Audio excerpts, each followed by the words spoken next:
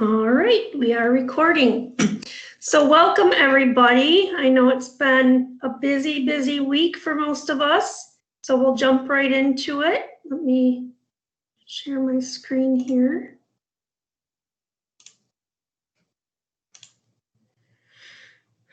Come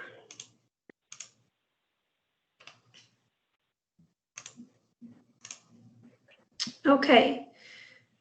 I first just wanted to remind everyone on the call, this is a meeting, we just have an hour really set aside for a meeting between school and health department staff. So if you are not school or health department staff, we'll ask if you could please drop off the call so we can use all of our time that's available for discussion and questions and answers between us. This recording of this discussion and the slides will be available on the health department's websites within the next 1 to 3 days. So everything will be publicly available. We just want to have our time for us. If you have questions, you can send them forward to your respective health department. So we thanks for your understanding. So for our update today, I just want to make sure that everything we're discussing and all the resources we're forwarding to you get forwarded on to your secretaries, your nurses, and whoever in your schools are handling cases and might need that information. We're getting calls and questions, and I'm sure that's hard to keep everybody informed. We just want to make sure that everyone who needs the information is getting it. So first we'll go through the data. And I know there's a lot of discussion about data. Just a reminder, one of the main sites is mystartmap.info. If you need any help on how to navigate that, there is a recording on our websites with me going through that and explaining how to utilize that website. There is another website available that gives more day-to-day data, whereas the MyStartMap site gives a 7-day rolling average. So if you go to the michigan.gov/coronavirus website, if you go down the site to where it says where we stand with COVID-19, there'll be a map of Michigan that looks similar to this. Right below it, there'll be a bar that says cumulative data. I'm just going to real quick show that to you. And then you can select your county. Let's see if I can do this without causing too much trouble. So we're going to scroll down. You'll see where we stand with COVID-19. There's the map. Click cumulative data. So takes a minute to load. I am in Wexford County today, so I'm going to pick on Wexford County. Select county. I know it's tiny print, but click the drop down. I'm going to go down to Wexford. Of course, it's going to be a stinker.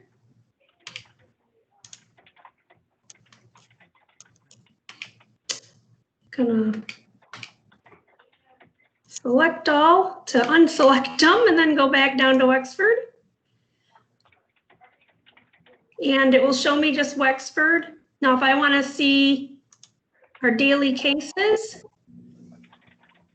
you have to go through it all over again, but you can do that.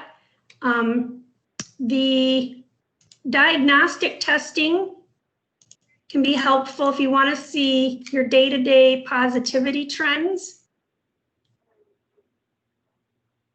So you can see day-to-day what your positivity trends are. And up here, it'll tell you how many tests are being done each day. So this day there were 200 tests done, all 200 were negative. And if you go to, no, that wasn't. So demographics, if you want to look at what age groups are being diagnosed, you can look at that. And then trends, I think that's what well, because those daily cases. But that gives you more of the real-time data, whereas the MyStartMap, as we've gone through, gives you more of, this is the whole state, but this is a running 7-day average, so it kind of smooths out the blips. So I'll get right into our data. I pulled this late last evening, and so this is the data as of the 7th. So this is, only 3 days old. It obviously cannot be as of today because today's numbers aren't reported yet. So that's really pretty good considering. So I'm sure many of you have heard about the matrix that the state is preparing and has been preparing for quite some time and still hasn't finalized. The talk on the street right now is that they're still making changes to it and have made some changes to it. It should be finalized Friday and to us on Monday. All along, I have been presenting you data in the way that the state matrix based on a draft that I was given about a week and a half ago. So if you guys make sure that your phone or computer is muted, that would be great. So these colors and risk categories are the same as what the state will use. This is actually a 5, should be 5 here. So these are the same, and these suggestions are the same as what the state has been proposing for guidance. So again, the percentages are here. We've had some changes, nothing dramatic.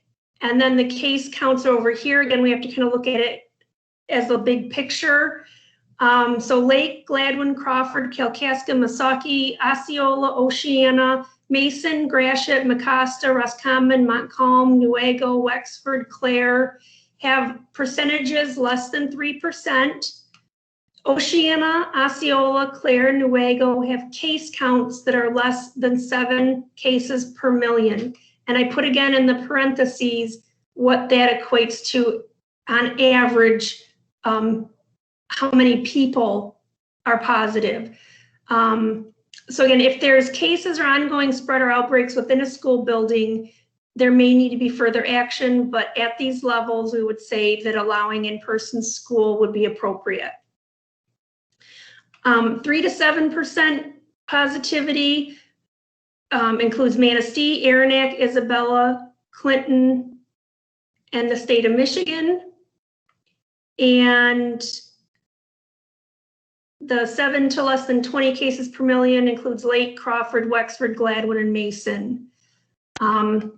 Again, allowing in-person school would be appropriate if there's no ongoing transmission or cases, and then you might have to make some different considerations such as breaks as in in-person school. If we look at our case counts, though, some of those counties that have lower percentages have higher case counts.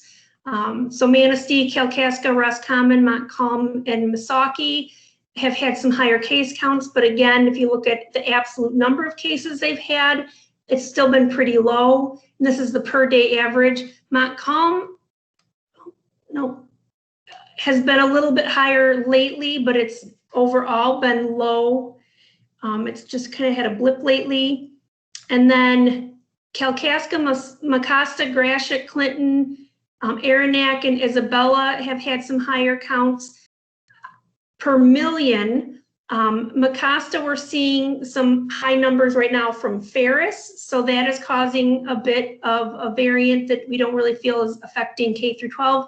Same with Isabella, although you notice that it is really, really dropping there. Yeah, so we're seeing about 4 cases a day in Isabella. It was 12 last week. So those are really coming down. And again, that's really still isolated just to the effects of CMU. Aranac, their number is still up there, but it's really a low count. And that really has been related to a workplace exposure that is then spread into the home of those individuals. And then, oh, I forgot to delete this line. Pretend you don't see that line there. I just forgot to delete it. Isabella's moved up to this category. So again, This is the group where you might consider reducing how many kids are in a school. You might consider remote learning if needed, if you can't reduce the density of kids in your school. So again, we know that the areas, the percentages and the cases per million don't match up. So you really have to look at the whole picture. Are your percentages and cases increasing or decreasing? Is there another cause, such as a university, that's causing your numbers to go up? And is that really affecting your schools? So as a reminder, in terms of what students need to be evaluated for COVID if they have symptoms, for this one, we like to play it safe. So any counties that are in any of these categories, 3, 2, or 1, if you have any students that have a positive symptom screener, those should be evaluated for COVID prior to returning to school. So we'll send this out to you after the talk today, and I will get back to that talk. All right. So one thing I will share, the state did create a couple of new infographics about face use or face mask use for people with asthma. One is for the general public, another is for healthcare providers. I know that's something we've talked about, so I just wanted to share that. So again, when we send this out to you later, you'll have those links. I know that communication is a real struggle, and so I put together a communication guide that we'll send out to you. I'm just having my health departments proofread it and make sure it looks okay. I've just put a couple of screenshots here for you. One thing is just a kind of a flow sheet of what you need to do if you get notified. You contact us, you get your contact investigation ready. There are resources in the back of the document to help you with that.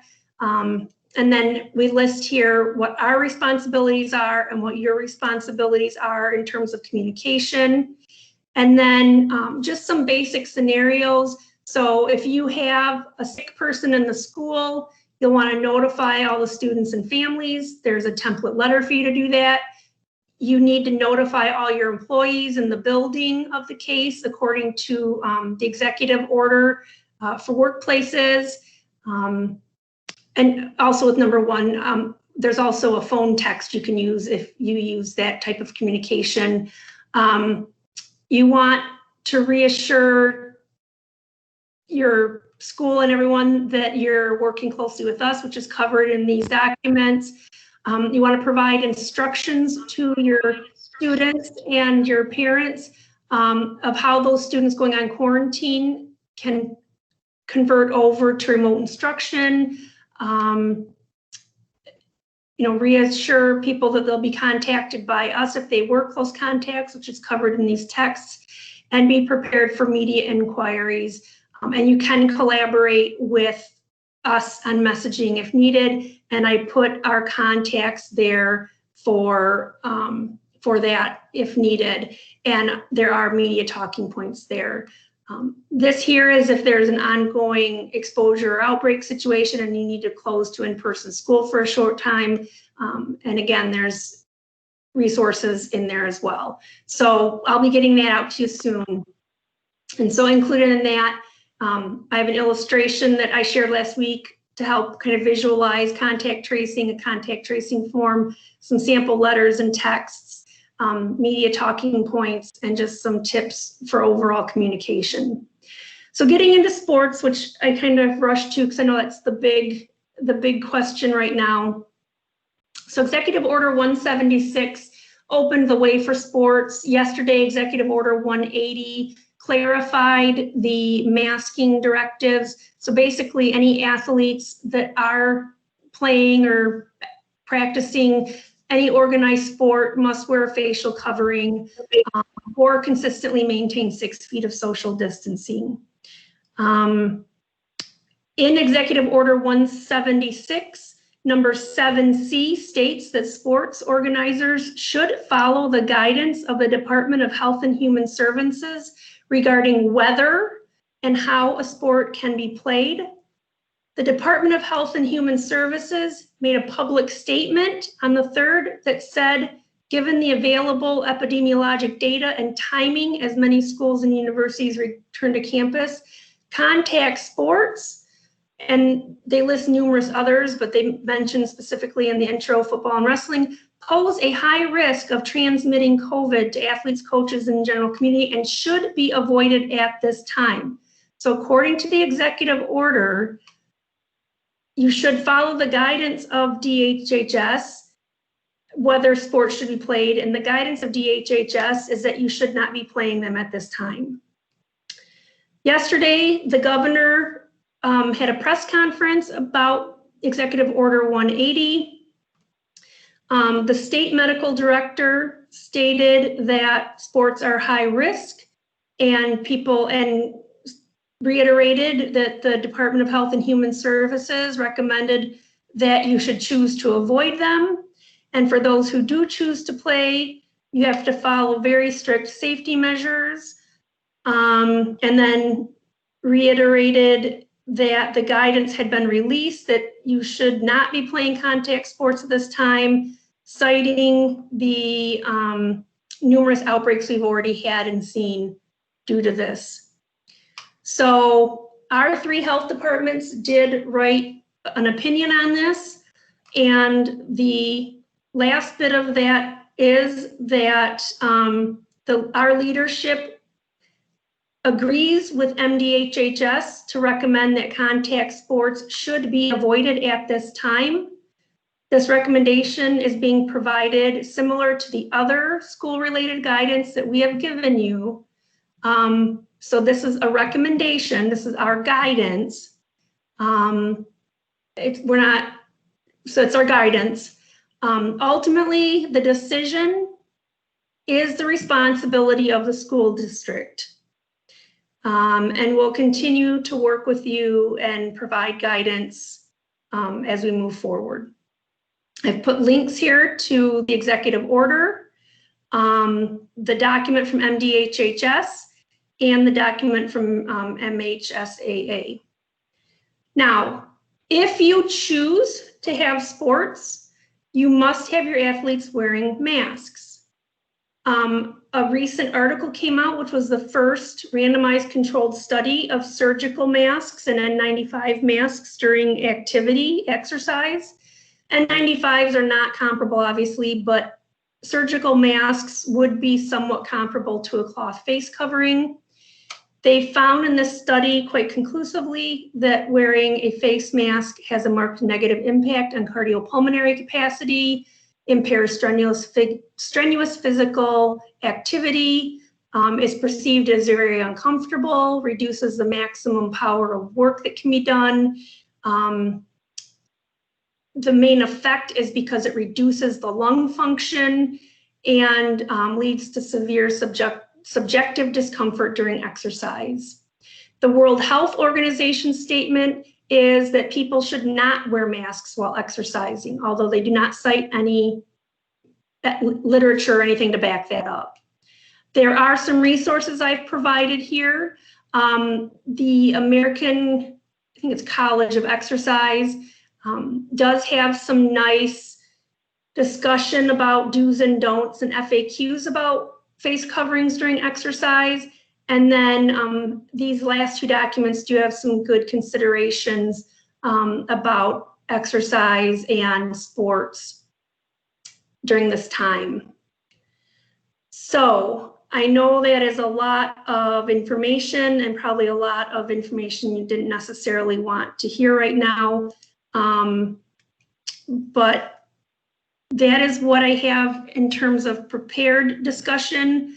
I'm happy to take questions at this time. I'm going to leave my slides up though, just in case. And my screen, I'll continue sharing my screen. Well, I'll stop sharing just in case. So we'll take questions at this point. Okay, Dr. Morse, if you'd like, I can read the questions that are posted in the chat box first. I can just go through them and read them. That might just sounds good. Easier. Let me just scroll up to the beginning here.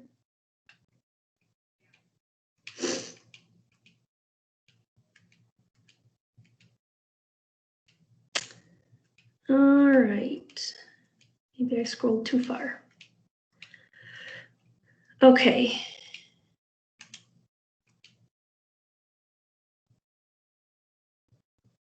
So can you share exactly what is the epidemiologic data you're referring to in contact sports? So that is the data that I was showing you, like with my start map and things like that, that we have community transmission, we have illness in our young, like older teens and young adults.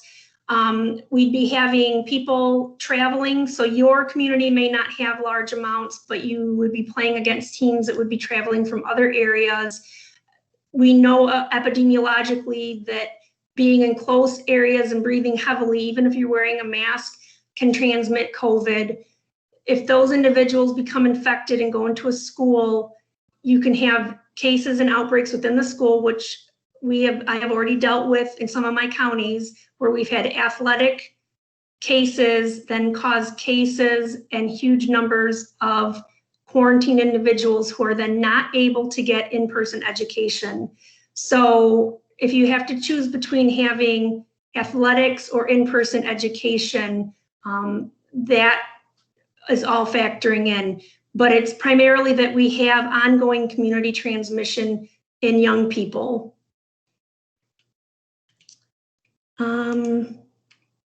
Also, I'm struggling to get Dr. Morse, sorry, there were a couple of questions ahead of that one. I just want to make sure that you cover those. Oh, no, I guess I don't. The first one I see is from Jason Kennedy in Ludington. He says the last few weeks, several documents such as those from Oregon have been referenced. There are slight differences in these documents from the toolkit documents. This has led to some confusion in handling ill students at school. We would like to refer to one document when handling suspected cases to reduce confusion.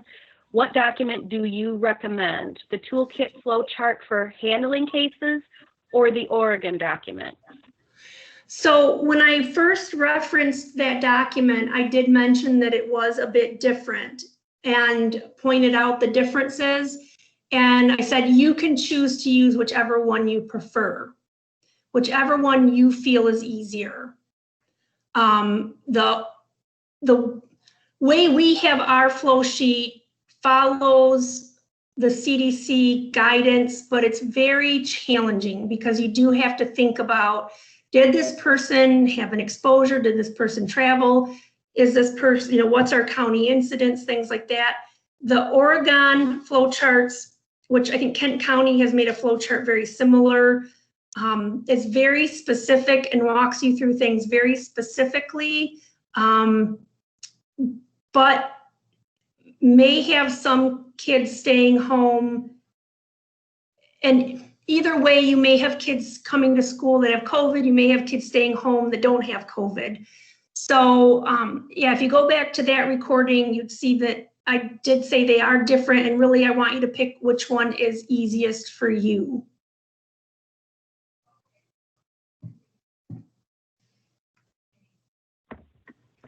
Okay, there's another one just above the one you started with, Dr. Morris. It says Okay, you notify the student. You can go ahead and read me the questions then, because I must. Okay. So it says you notify the students, families, and staff if the case is school related, correct?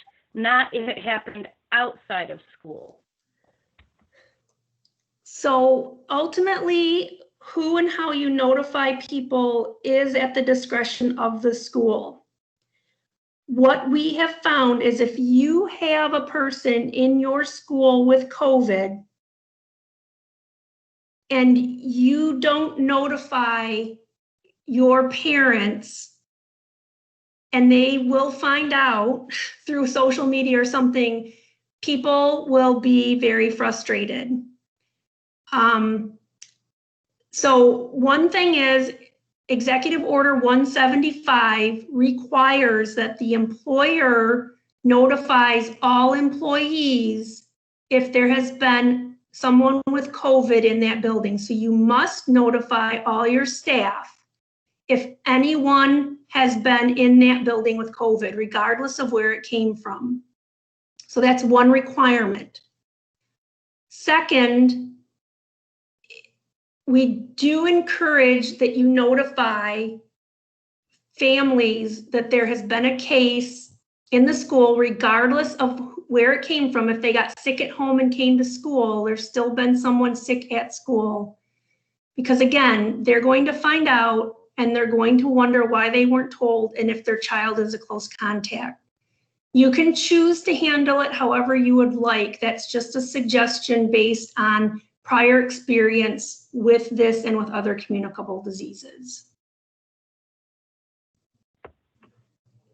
And Dr. Morse, you mentioned that there's a communication toolkit that you put together that you're going to get out to all schools that I think will be very helpful in crafting what to say and how to say it. So Right. And again, that's our suggestions, and schools can, edit or change what they would like. The things we require, though, is just help with the close contact so we know who to notify.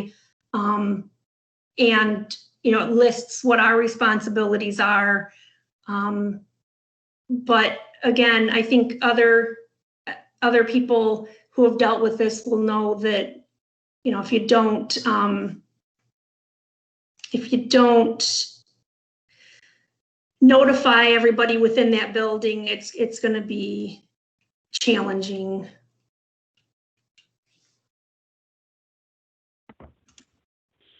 Okay. So Ryan C. says, also, I'm struggling to get information from Shiawassee County. Any suggestions? Communication from Becky S. has been outstanding. Unfortunately, I do not cover Shiawassee County, and so I don't know. Perhaps we could talk offline, or you could talk with, one of our health officers, and they could talk to them. I don't know. But each health department is different. So I apologize for that.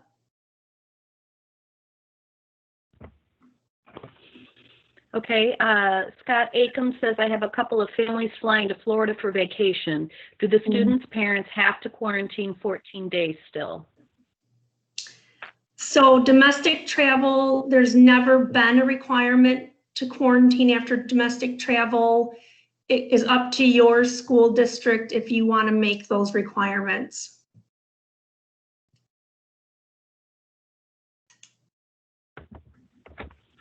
Okay.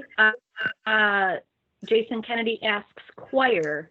We have a large auditorium space that allows for significant distancing, 20 feet or so, of students. Trying to find creative ways to offer some elective courses like this. Are we able to hold choir classes in small groups that are significantly distanced as discussed with masks in large volume spaces like this? Yes, there's guidance for that on the National Federation of High Schools. There's very good guidance on how to do that.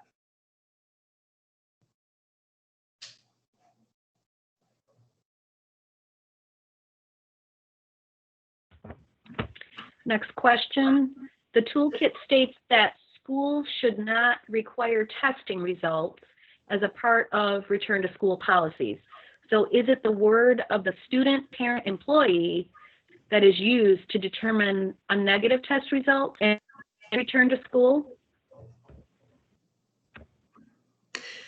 So, I see what the question is. It is, I understand that actually was a copy and paste from the CDC, because the concern is that, we don't want to overburden the healthcare system by requiring records that aren't necessary, but that is the recommendation. If you do have any concerns, you can contact us and we can look into it and make sure that testing has been done and that they are clear to return. But that is the recommendation, simply because we don't want, just like, if you had a kiddo that says that they tested for strep and they were negative, we don't we don't require proof of the, well, I assume you don't require proof of those test results. But if you do need a note or anything, you can contact us because we're trying to keep the workload off of our healthcare providers.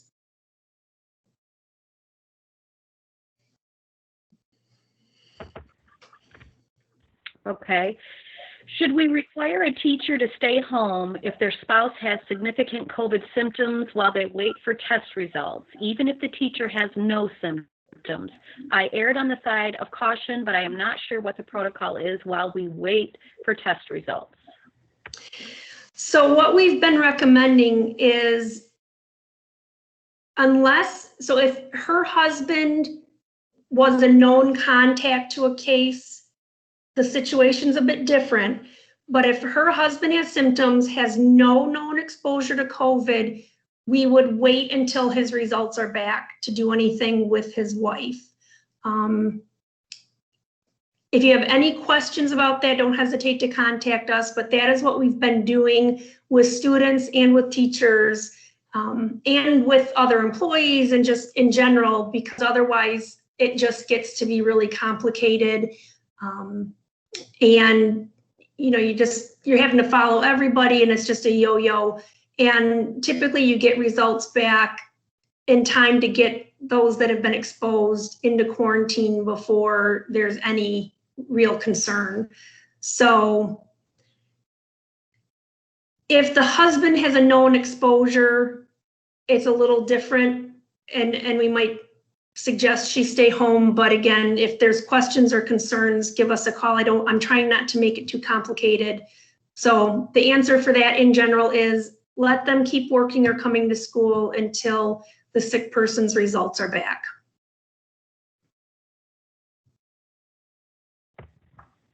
Okay. Next question. Many athletic conferences have schools in 2 different health department regions. Is your recommendation on fall sports shared by all other districts? I know we've shared our opinion with some of our surrounding health departments. I don't know. I mean, I know that this is the recommendation of the state health department. I don't know if I have any of my health officers on the call, if they have heard from any of the other health departments about their opinion.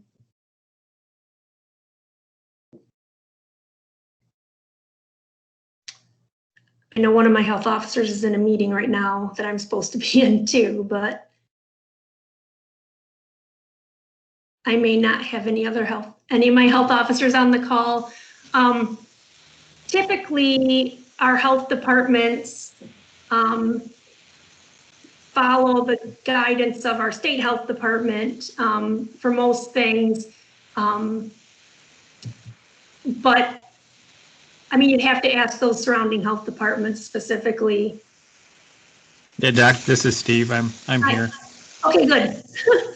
I haven't seen anything official from other health departments. I just know, some health departments were a little concerned that, we got put in the middle in terms of this with, the governor's office okaying sports, but DHHS recommending against contact sports.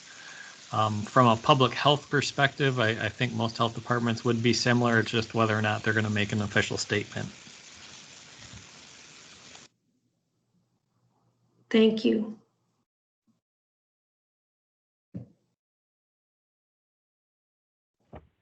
We had a comment from Chris Ming that says Bay County Health Department did not make this claim in yesterday's meeting. Yet they don't have in-person school, so. Well, I can speak to that for a second if you don't mind. Yeah, go ahead. So they were surprised. Joel led the conversation yesterday. They were very surprised by it. They're taking the stance right now that they are wanting to support the decision the best way they can. They don't love it. That certainly wasn't the impression, but they're trying to find ways of supporting. So they're looking at putting together a similar meeting like this for coaches and athletic directors. There are some schools in Bay County that are in session. Pinconning is. I'm in Aranac County, but we share an ISD with Bay County. That's why I'm attending both of them. We're in Au Gres, and different messages. So we're just trying to get honed in on what the answer is on this. Yeah. And just keep in mind, I mean, this is our opinion, our recommendation.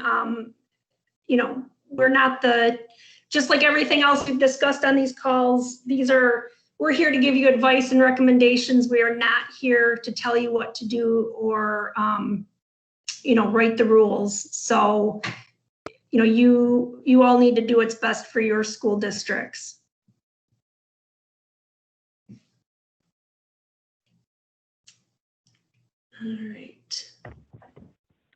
All right, next question. I am a CPI trainer. How to physically manage student who may be threatening to harm themselves or others. Can I hold a training for school staff? They will be practicing physical retraining techniques on each other.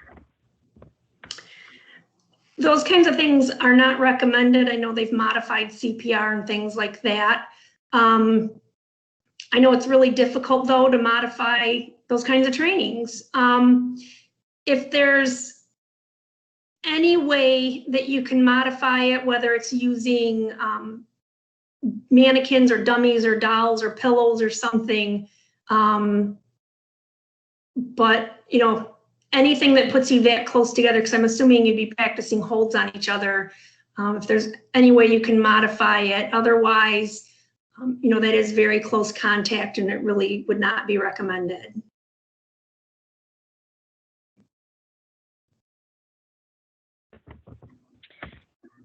Next question. Wondering if there are suggestions for football players who must wear a mask as they wear a mouthpiece that has to be hooked to the helmet. I don't have any. I think that would be a question for the athletic association.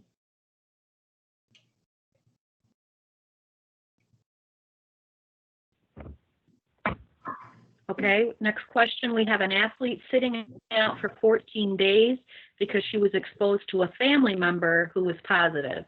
The athlete's mom now says it was a false positive, and the family member and their household have had 3 subsequent negative tests. Should we just take their word, or is there a way to verify any of this? So you can call us. You could have the student bring a letter from the health department saying that they're cleared from quarantine. We get those claims a lot. The only test that could have false negatives or false positives that false positives is a rapid antigen test. There are PCR tests that are most commonly used. And we've had times where people are positive and then they go get tested again and again and they have negatives and they say, well, that was a false positive. We do not count them as false positives.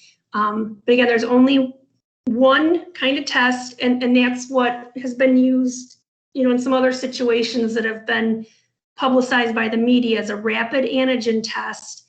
And it's positive. You do a confirmatory test within 2 days, and if that's negative, you can count it as a false positive. It's a very rare situation.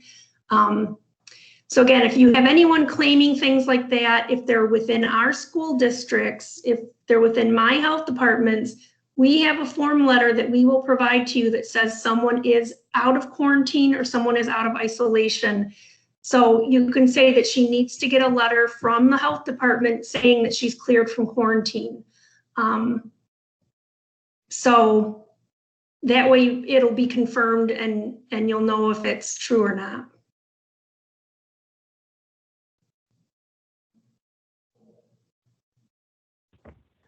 Okay, next question. If a parent who works in the health field has symptoms and is waiting for COVID test results, should the student of this parent stay home until results are in?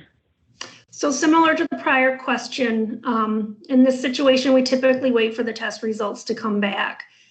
Again, you always have the right to play on the safe side and have the student stay home as well. But Usually any more test results come back within a day or two.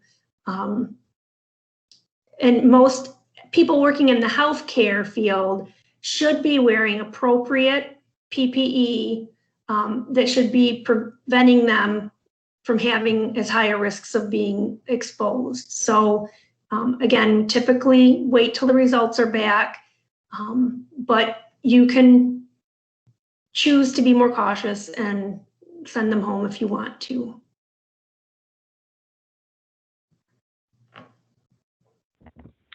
Okay, that was the last question in the chat box.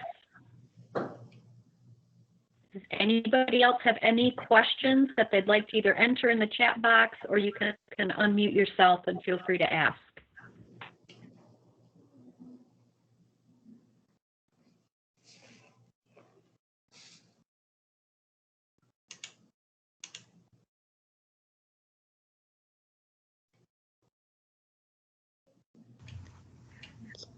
This is Jennifer Branch from Clinton County Research. I'm just wondering, how do we get a copy of the weekly presentations? So they should be posted on, in fact, I'm quite sure they are. If you go to mmdhd.org/coronavirus, I just want to double check, make sure I'm giving you the right address. No, mmdhd/novel-coronavirus. And if you go about halfway down the page, on the right side, there's a blue box that says support resources. There's a section that is labeled schools, colleges, and universities.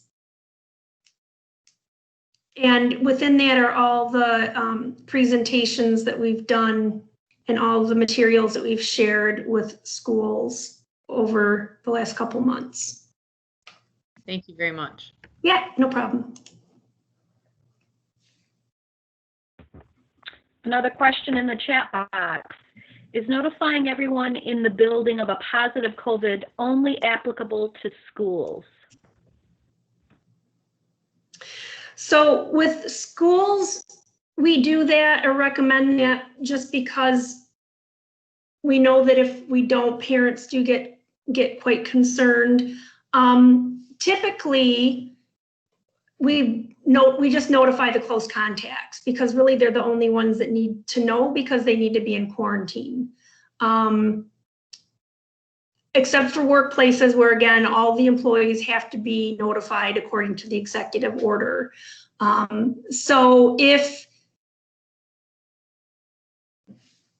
let's just pretend like the executive order didn't work. If we had a sick staff member here at the health department, we would find out who that person has been in close contact with, notify those close contacts, educate them, getting them into quarantine, but we would not need to notify the entire health department because no one else has had contact with them.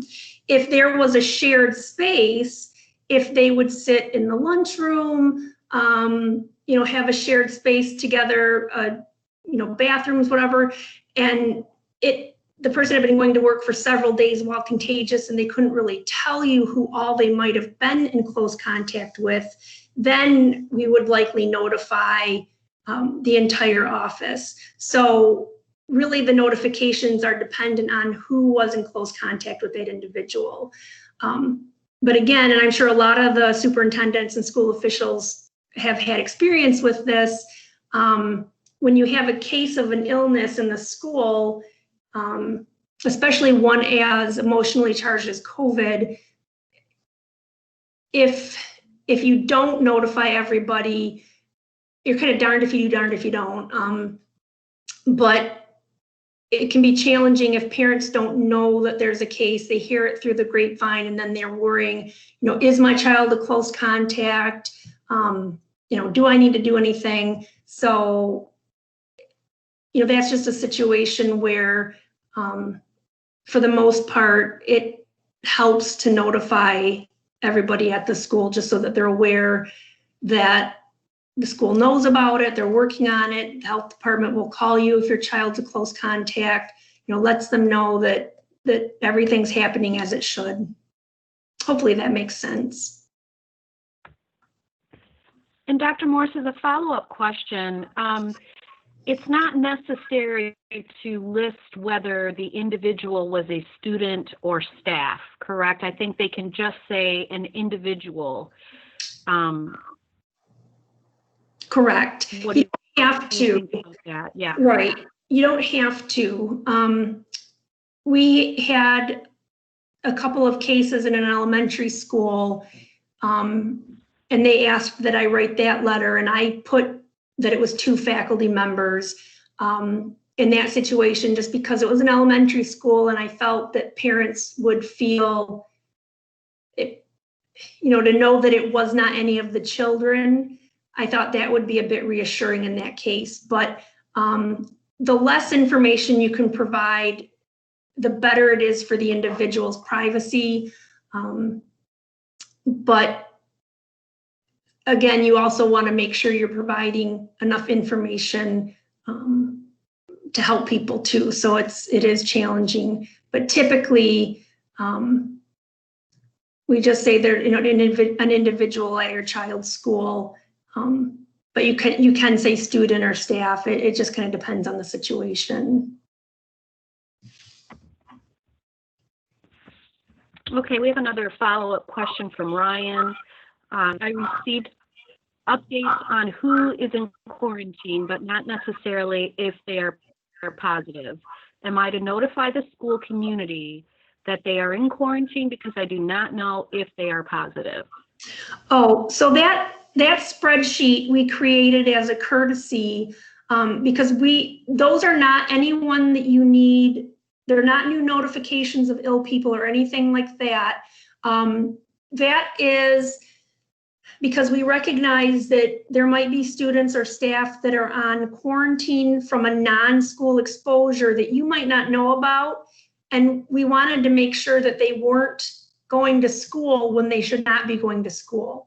So those lists are just to let you know that these people should not be in your school right now. And then have a date, like the soonest they should return is this date. So those are not notifications of new ill people or anything like that. It is just basically a double check to make sure that someone who should be at home in quarantine is not sneaking out and coming to school, skipping quarantine basically. So I apologize if that's been a confusion. Okay, another good question. If a student has a medical exemption pertaining to wearing a mask, can they participate in athletics without a mask with the exemption? That is a very good question, and I do not know the answer to that. It does not say, because I copied and pasted the order here somewhere. Nowhere in Executive Order 180, which superseded 176, nowhere in there does it say, unless there is a medical exemption, it just says you have to wear a mask. So my answer to that at this point would be there are no medical exemptions for sports. My thinking on that would be the main medical exemption would be difficulty breathing, because they should all be over 2. And I would assume that they, I guess I shouldn't assume, but my assumption would be the main one that would apply would be difficulty breathing. And I think probably the thought there is that if you have so much trouble breathing, you can't wear a mask, then you probably shouldn't be playing sports. But, that's a bit of an assumption. But the way that the executive order reads, there is no excepts or buts. It's just you will. But if you need further clarification, I direct you towards the state or the athletic association.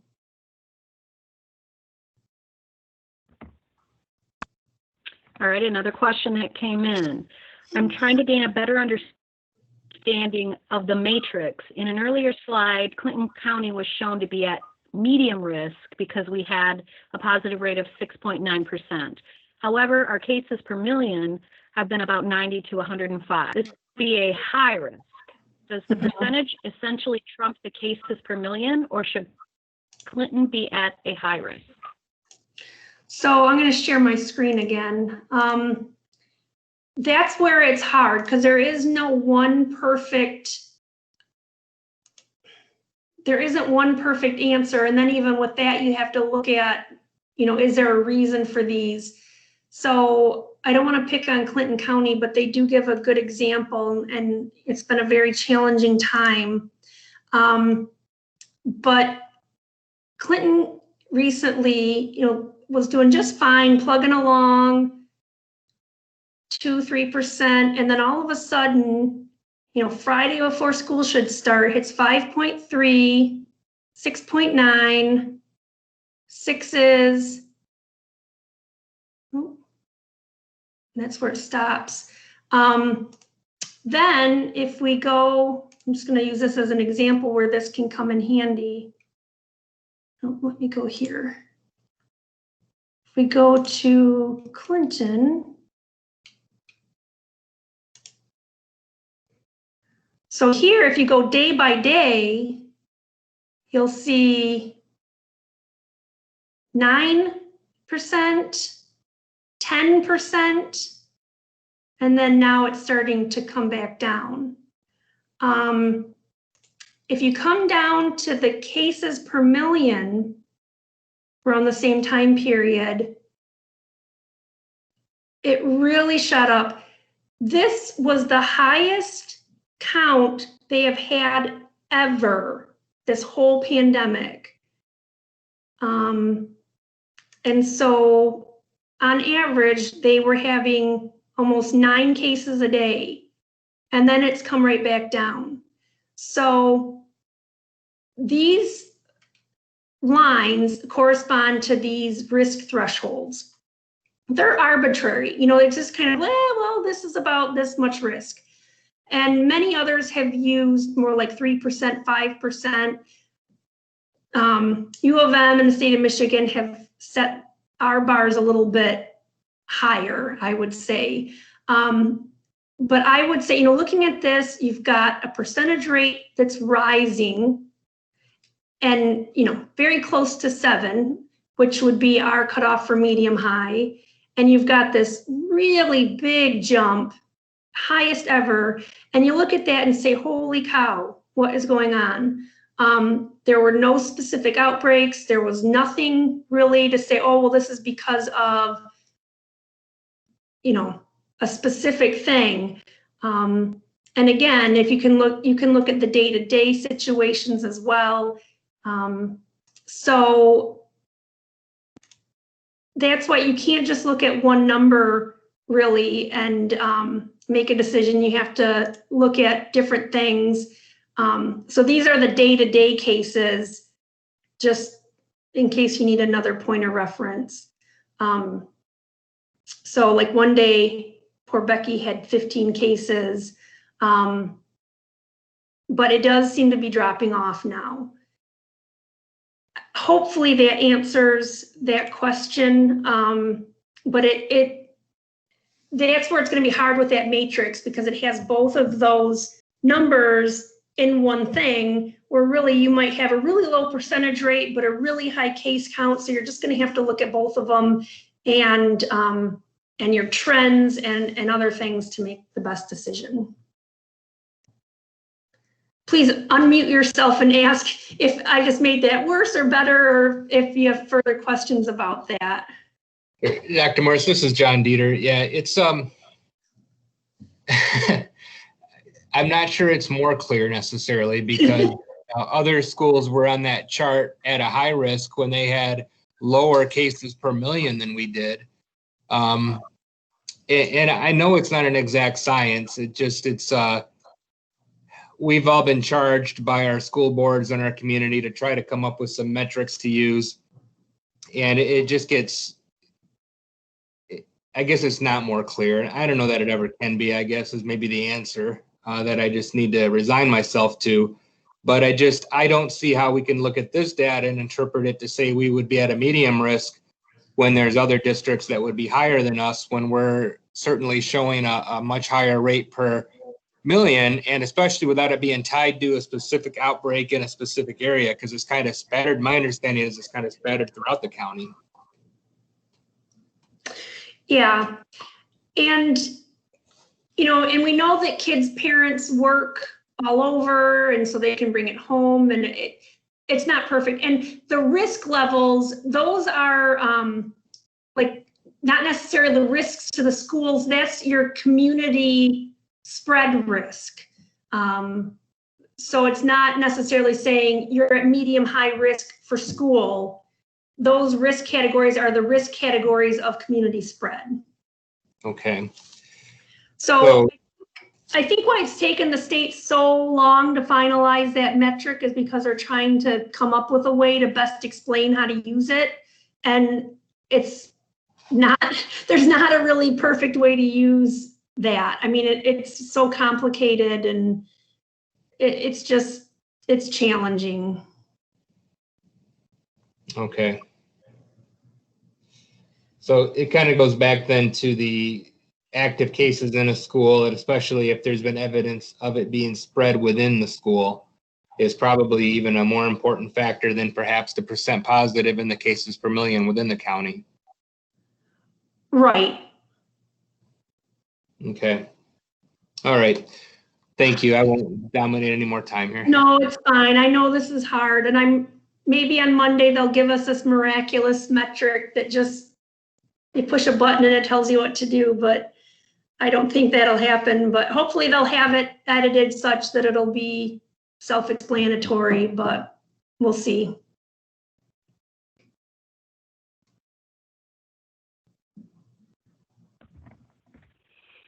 All right. There is a statement here from Deborah Snyder that says a student with asthma is able to participate in sports. Yep, I know that. I have asthma and I played tons and tons of sports. My comment was that if you have it to a point that you can't tolerate wearing a mask, it would probably be challenging to tolerate that level of athletics. So again, and I also said that's a pretty big assumption though. So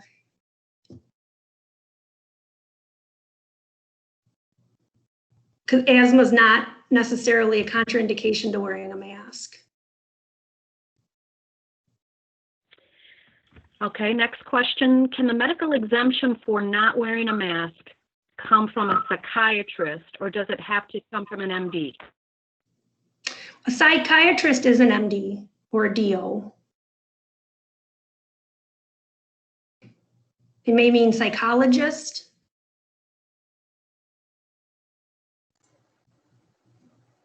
Dr. Morse, what about a chiropractor?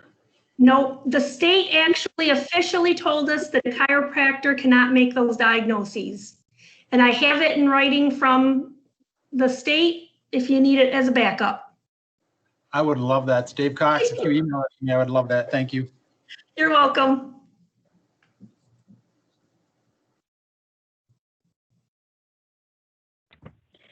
Okay, next question. School sports. What is the recommendation for swimming?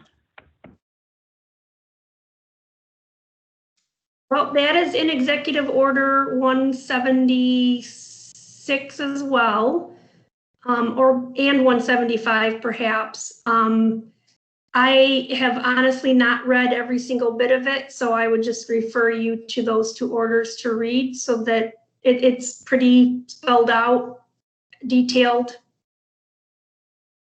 I just haven't had a chance to learn everything yet. No masks are. Dr. Morse, I do know that. One suggestion for communication with parents and staff when it comes to notifying, families. I know for the public health departments, what we've determined in particular when notifying the media and the public is we set a limit on how many cases in each county it would take before we had a cutoff of then sending subsequent press releases out. And we determined that after the first 2 cases in each county, we were no longer, first 2 cases or first 2 deaths in each county, we were no longer going to send press releases out, but we were putting the information on our websites. We have a dashboard on our website, and we keep the community, the public informed on our homepage and on our coronavirus page.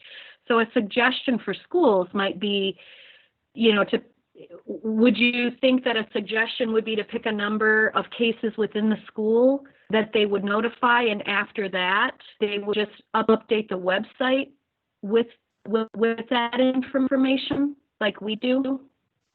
I would defer to the schools to decide that, depending on the feelings of their parents. I think every school's a little different, and some parents might be really, really concerned, and others might not see this as that big of a deal. So I think I did have one superintendent say something that, with time, they might not be so worried about it. So I think each school can decide what's going to work best for them. Right. Yeah, that is a suggestion on continuing to communicate, putting that information on your website, having a place on your website where you continually update that information, I think is helpful. Then parents can go there regularly, not necessarily to replace notifying them, but maybe eventually. There are no more questions in the chat box. Does anybody else have questions or comments or anything they'd like to share?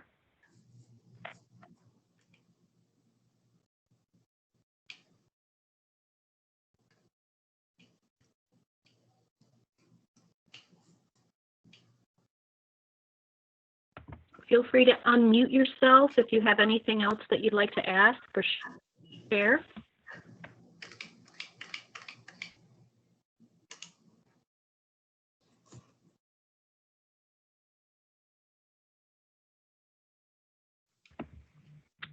All right, Dr. Morse, it looks like that's it. All right, you guys, I know it's been a rough few months and a rough few weeks. Hang in there. I know hopefully it'll get better, but we all appreciate everything you guys are doing. This is really important work to educate our kids, and we really do appreciate what you're doing. So hang in there. Over and out.